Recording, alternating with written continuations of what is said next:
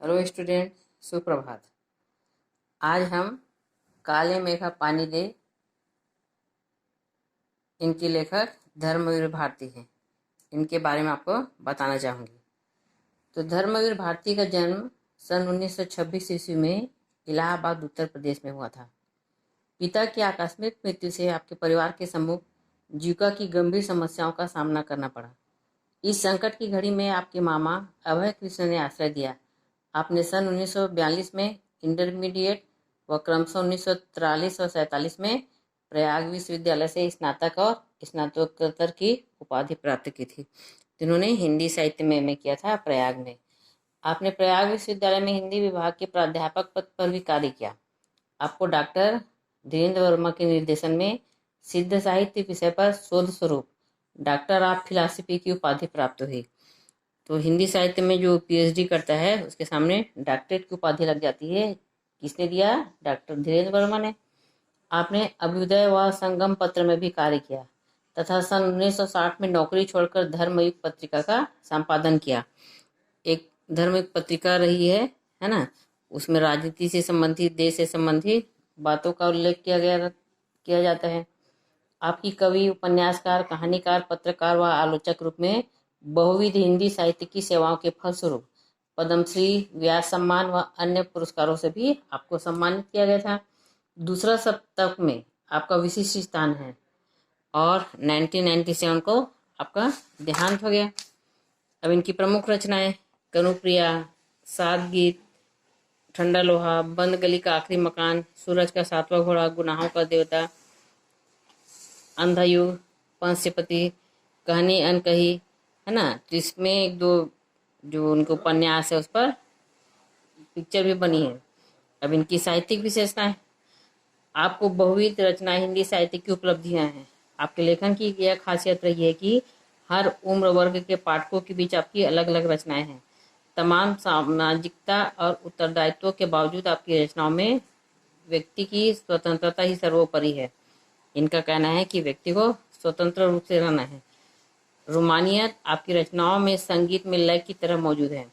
आप मूलतः व्यक्ति स्वतंत्र, मानवीय संकट एवं रोमानी चेतना के रचनाकार हैं। अब गद्य में इनकी भाषा शैली कैसी रही है? धर्मवीर भारती के गद्य लेखन में सहजता और आत्मिकता है। बड़ी सी भी बड़ी बात को भी आप बातचीत की शैली में कहते हैं, जो पाठकों के मन को छू लेती है। वस्तुतः आप आजादी के बाद के साहित्यकारों में से प्रमुख रहे हैं। Hello, good morning. आज हम काले मेघ पानी दे नामक पाठ के लेखक धर्मवीर भारती द्वारा रचित इस संस्मरण विधा की एक रचना है। इसमें कवि ने इंद्र सेना या मेढक मंडली, ये दो में अंतर बताते हुए कह रहे हैं कि आषाढ़ के महीने में जब पखवाड़े पर बारिश नहीं होती है तो किशोरावस्था वाले लड़कों की इंद्र सेना घर घर जाकर पानी मांगती है। तो इंद्र सेना या मेढक मंडली में क्या अंतर है? दोनों विपरीत हैं। जो लोग उनके नग्न स्वरूप, शरीर, उनकी उछल कूद, उनके शोर शराबे और उनके कारण गली में होने वाले कीचड़ कांधों से चीरते थे, वे उन्हें मेढक मंडली कहते थे। मेढक उछल कूद करता है, कीचड़ में रहता है ना, इसलिए एक का नाम किसी ने मेढक मंडली रख दिया। और किसी ने उसी को क्या कहा? इंद्र सेना। इंद्र सेना क्यों कहा? क्योंकि वे पानी के लिए याचना कर रहे थे। घर घर जाकर लोगों से जयकारा लगाते थे, बोलो गंगा मैया की जय, ऐसा पुकार लगाकर लोगों से पानी लेते थे, है ना। वो उनके जयकारा सुनते ही वहां पर लोगों की भीड़ इकट्ठा हो जाती थी और स्त्रियां और लड़कियां छज्जे और बाजरे से झांकने लगती थी। यह विचित्र नंग धड़ंग टोली उछलती कूदती समवेत पुकार लगाती थी। वे लोग गाना गाते थे ताकि लोगों का ध्यान उनकी ओर जाए। काले मेघा पानी दे, गगरी फूटी बैल प्यासा, पानी दे गुड़धानी दे, काले मेघा पानी दे। इस प्रकार वे उछल कूद करते हुए जाते थे तो सामने रुक जाते थे, पानी दे मैया, इंद्र सेना आई है ना। लोगों को रिझाने के लिए वो कई कई प्रयत्न करते थे। और जिन घरों में आखिर जेठ या शुरू आषाढ़ के उन दिनों सूखे दिन थे, बारिश नहीं हो रही थी, तो पानी की कमी थी। जिन घरों में कुएं भी सूख गए थे, सहज कर वे अपने घर में रखे हुए थे ताकि बच्चे नहाने में काम आए, है ना। उसके बाद वे क्या करते थे, ये भीगे बदन मिट्टी में लोट लगाते थे। पानी फेंकने से पैदा हुए कीचड़ में लथपथ हो जाते थे। हाथ पांव बदन मुंह पेट सब गंदा कीचड़ का डालते थे, है ना। उसके बाद फिर हाका लगाते थे, बोलो गंगा मैया की जय। फिर मंडली बांध कर उछल कूदते फिर आगे की ओर चल पड़ते थे। फिर क्या गाना गाते थे, काले मेघा पानी दे। वे सचमुच ऐसे दिन होते जब गली मोहल्ला गांव शहर हर लोग गर्मी में बूंद बूंद कर त्राहीमाम हो रहे थे। जेठ के 10 तपा बीत कर आषाढ़ का पहला पिछवाड़ा भी बीत चुका था, है ना। बारिश के 4 महीने होते हैं, आषाढ़ सावन भादो। तो आषाढ़ का महीना निकलने वाला है, पखवाड़ा बीत चुका है, 15 दिन निकल चुका है। उसके बाद भी क्या नहीं हो रही है, बारिश नहीं हो रही है। क्षितिज पर कहीं बादल की रेख भी नहीं दिखाई देती है। क्षितिज मतलब जहाँ पे जमीन और आसमान मिले हुए दिखाई देते हैं, उसे क्षितिज कहा जाता है। तो बादल भी दिखाई नहीं दे रहे हैं, कुएं सूखने लग गए हैं। नलों से एक तो बहुत कम पानी आता है, और आता भी है तो आधी रात को, मानो खौलता हुआ पानी हो, है ना। शहरों की तुलना में गांव में और भी हालत खराब होती थी।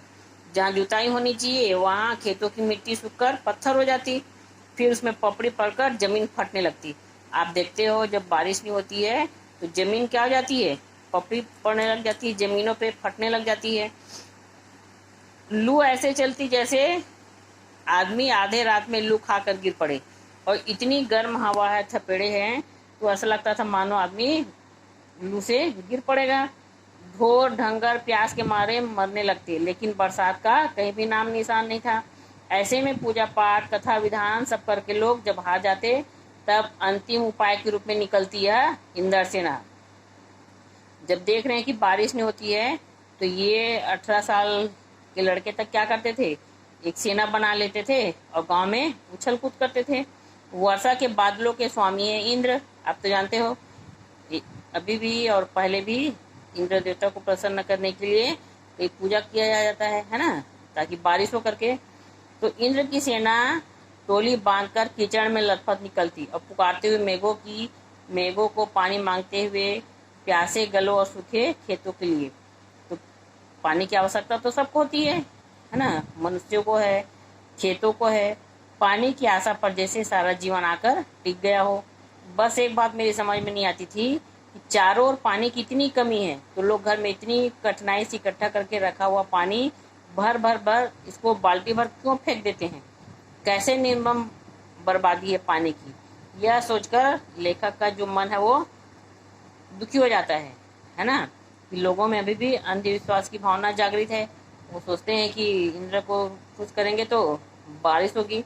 तो इस लेखक ने इसमें विज्ञान और आस्था पर विचार किया है, समझाने का प्रयत्न किया है कि विज्ञान को समझिए, है ना। विज्ञान तर्क सहित कारण देता है, जो आधा लोग मानना चाहते हैं और आधे लोग अभी भी अंधविश्वास पर जीते हैं।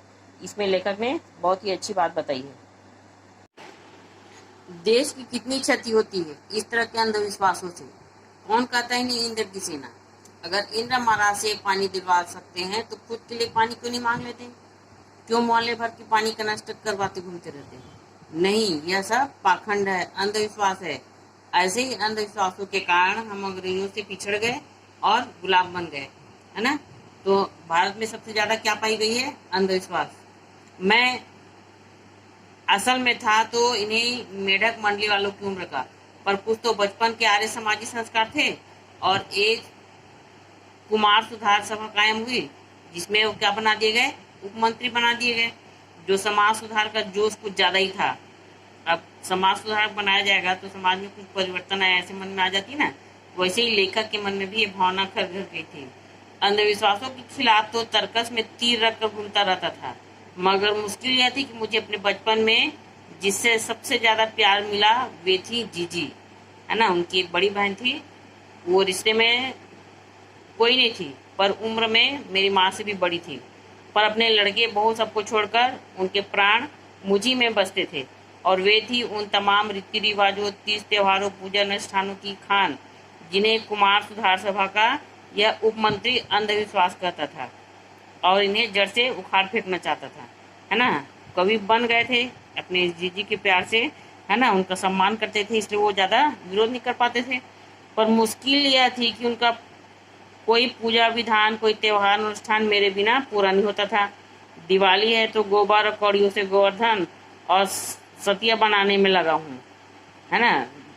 गोवर्धन, दीपावली के बाद जो गोवर्धन पूजा होता है उसमें क्या किया जाता है, गोबर और कौड़ियों से स्वास्तिक बनाया जाता है। जन्माष्टमी है तो रोज 8 दिन की झांकी तक को सजाने और पंजरी बांटने में लगा हूँ। जन्माष्टमी कृष्ण भगवान का जन्मदिन है, उसमें वो झांकी सजाने का काम करते थे और पंजरी प्रसाद होती है उसको बांटने में लगे रहते थे। खरछट है तो छोटी छोटी रंगीन कुलियों में भूजा भर रहा हूँ। भूजा मतलब वही गेहूँ के दाने, अनाज के दाने। तो हलछट का होता है, उसमें छोटे छोटे कुल्हड़ होते हैं, उसमें वो सब भरने का काम करते थे। किसी में भुना चना, किसी में भुनी मटर, किसी में भुने अरवा चावल, किसी में भुना हुआ गेहूँ। ऐसा कर कर वो उनके साथ मदद करते थे, इसलिए उस जीजी के साथ इनका ज़्यादा लगाव हो गया था। जीजी यह सब मेरे हाथों से कराती ताकि उनका पुण्य मुझे मिले, केवल मुझे, है ना। ऐसा कहा जाता है कि पूजा के कार्य में आप अगर सहयोग करोगे तो आपको भी उतने पुण्य मिलता है जितना पूजा करने वालों को मिलता है। उसकी दीदी की मानसिकता थी कि इसको भी उसी बहाने कुछ पुण्य मिल जाए, क्योंकि ये तो अंधविश्वास को नहीं मानते थे, उसका विरोध करते थे। और दीदी इसको प्यार करती थी, इसलिए चाहती थी कि इसको भी वो पुण्य का लाभ मिले। लेकिन इस बार मैंने साफ इनकार कर दिया, नहीं फेंकना है मुझे बाल्टी भर भर पानी इस गंदी मेढक मंडली पर। जब जीजी बाल्टी भर कर पानी लेकर आई, उनके बूढ़े पांव डगमगा रहे थे, हाथ कांप रहे थे, तब भी मैं अलग मुंह फुलाए खड़ा रहा, है ना। दीदी पहले क्या होता था कि पानी का स्रोत घर में नहीं रहता था, बाहर से पानी लाने पड़ते थे। तो उसकी दीदी बुजुर्ग हो गई थी, उसके बाद बाहर से पानी लाई थी, है ना। तो उनको दुख लगता है कि आप इतना मुश्किल से इस पानी को लाए हो और इस मेढक मंडली पर डालोगे। ऐसे करके वो थोड़ी दिन क्या करते हैं, अलग हो जाते हैं, उससे बात नहीं करते। शाम को उन्होंने लड्डू मठरी खाने को दिए, मैंने उन्हें हाथ से अलग खिसका दिया, मुंह फेर कर बैठ गया, जीजी से बोला भी नहीं। पहले वे तमतमाई, लेकिन ज़्यादा देर तक उनमें गुस्सा नहीं रहा। अगर हम किसी को ज़्यादा प्यार करते हैं तो क्या होता है, हम उनके साथ बिना बात किए नहीं रह पाते हैं।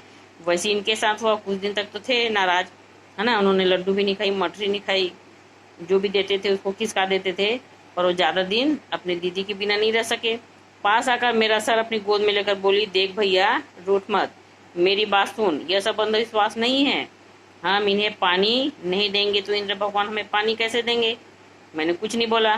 फिर जीजी बोली, तू इसे पानी की बर्बादी समझता है, पर ये बर्बादी नहीं है, यह पानी का अर्घ्य चढ़ाते हैं, है ना। जो चीज़ मनुष्य पाना चाहता है उसे देगा नहीं तो कैसे पाएगा। इसलिए ऋषि मुनियों ने दान को सबसे ऊंचा स्थान माना है। अभी भी आप देखना, ऐसा कहा जाता है दान देने से क्या होता है, आपके पास भगवान दुगुना चौगुना देगा, ऐसा समझकर बहुत लोग दान करते हैं। ऋषि मुनियों को काहे बदनाम करती हो जीजी, क्या उन्होंने कहा था कि जब आदमी बूंद बूंद पानी को तरसे तब पानी कीचड़ में बहाओ। तो डांटते हैं अपनी दीदी को कि आप ऋषि मुनि को क्यों दोष दे रही हैं। ऋषि मुनि थोड़ी कहते थे कि बर्बादी करो पानी की करके। कुछ देर चुप रही जीजी, फिर मठरी मेरे मुंह में डालती हुई बोली, देख, बिना त्याग के दान नहीं होता। अगर तेरे पास लाखों करोड़ रुपये हैं, उसमें से तू 2-4 रुपया किसी को दे दे तो यह क्या त्याग हुआ। त्याग तो वह होता है जो चीज़ तेरे पास भी कम है, जिसकी तुझको भी जरूरत है, तो अपनी जरूरत पीछे रख, दूसरों के कल्याण के लिए दे, उसे त्याग होते कहते हैं, है ना। सही बोल रही उसकी दीदी। अगर बहुत पैसा आपके पास, थोड़ा सा दे दिए, वो त्याग थोड़ी निकल आता है। कुछ पैसे हैं आपके पास और कोई मांगने आ जाता है, उसको आप दोगे जो उसकी जरूरतों को पूरी कर सके, वो क्या कहलाएगा, त्याग। दान तो वह होता है, उसी का फल मिलता है, फल वल कुछ नहीं मिलता, यह सब ढकोसला है। मैंने कहा तो, पर कहीं मेरे तर्कों का किला पस्त होने लगा, मगर मैं भी जिद पर अड़ा था। फिर जीजी बोली, देख, तू अब भी पढ़ा लिखा गया है, मैं तो गांव के मदरसे का मुंह भी नहीं देखा, पर एक बात देखी है, अगर 30-40 मन गेहूं उगाना है तो किसान 5-6 सेर अच्छा गेहूं अपने पास से लेकर जमीन में क्यारियां बनाकर फेंक देता है, उसे बुआई कहते हैं। यह जो सूखे हम अपने घर का पानी इन पर फेंकते हैं वह भी एक प्रकार से बुआई है। यह गली पानी में बोएंगे तो सारे शहर कस्बा गांव पर पानी वाले बादलों की फसल आ जाएगी। हम बीज बनाकर पानी देते हैं, फिर काले मेघा से पानी मांगते हैं, है ना। ये प्रकार से करिए कि हम बुआई कर रहे हैं पानी का, फिर बादल हमको ज़्यादा मात्रा में देंगे। सब ऋषि मुनि कहा गए हैं कि पहले खुद दो, तब देवता तुम्हें 4 गुना 8 गुना करके लौटाएंगे।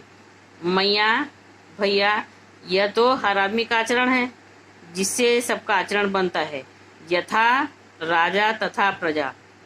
सिर्फ यही सच नहीं है, है ना। जैसा अगर राजा होगा वैसी प्रजा होगी तो ठीक है क्या? नहीं, है ना। गलत सही का निर्णय करना आना चाहिए। जीजी का यह लड़का राष्ट्रीय आंदोलन में पुलिस की लाठी खा चुका था। तब से जीजी गांधी महाराज की बात अक्सर करने लग गई थी, है ना। जो राष्ट्रीय आंदोलन उस समय थे तो बच्चे लोग इसमें भाग लेते थे, तो लेखक ने भी राष्ट्रीय आंदोलन में भाग लिया था, जिसमें पुलिस लोग ये नहीं देखते थे कि कौन है, सब पर लाठी बरसा देते थे, है ना। तो दीदी को पता था कि गांधी की बात करने से खुश हो जाएंगे करके, इसे बीच बीच में चर्चा करते थे गांधी जी की। इन बातों को आज 50 से भी ज़्यादा बरस होने आ गए हैं, पर ज्यों की त्यों मन पर दर्ज है। कभी कभी कैसे कैसे संदर्भों से मन को कचोटने लग जाती है। हम आज देश के लिए करते क्या हैं? मांगे हर क्षेत्र में बड़ी बड़ी है, पर त्याग का कहीं भी नामो निशान नहीं है ना। मांग तो हम दूसरे से अपेक्षा तो करते हैं, पर त्याग की जहाँ भावना आती है वहाँ क्या हो जाते हैं? हम पीछे रह जाते हैं। अपना स्वार्थ आज एकमात्र लक्ष्य रह गया है। हम चाहते हैं कि हमारी पूर्ति हो, हमारा जो शौक है वो पूरा हो, हमको फायदा मिले, ये बस लोगों का एकमात्र लक्ष्य रह गया है। हम चटकारे लेकर इसके या उसके भ्रष्टाचार की बातें करते हैं, पर कभी हमने अपना जांचा है कि अपने स्तर पर अपने दायरे में ही हम उसी भ्रष्टाचार के अंग तो नहीं बन रहे हैं, है ना। मनुष्य को दूसरे को देखने से ऐसा लगता है कि वो भ्रष्टाचारी है ना, घूस लेता है, पर हमको अपने अंदर में भी, अपने गिरेमान में भी झांक कर देखना चाहिए कि हम भ्रष्ट तो नहीं है। काले मेघा दल के दल उमड़ते हैं, पानी झमाझम बरसता है, पर गगरी फूटी की फूटी रह जाती है। काले बादल जो बादल होते हैं उनका काम क्या है? झमाझम पानी बरसना, है ना। पर कहीं गगरी अगर फूटी हुई रहती है तो उसमें पानी नहीं भर पाता है, वो बाहर निकल जाता है। बैल प्यासे की प्यासे रह जाते हैं, है ना। सब बैलों को पानी मिले ऐसा संभव है क्या? नहीं। आखिर कब बदलेगी यह स्थिति? तो कब लेखक जो हैं वो विज्ञान और विश्वास पर तर्क देते हुए कहते हैं कि हमें समझकर परिस्थितियों को देखते हुए अपने आप को बदलना है। हम बदलेंगे तो क्या होगा? समाज बदलेगा। ये तर्क देकर कवि इस लेसन को समझाना चाहते हैं।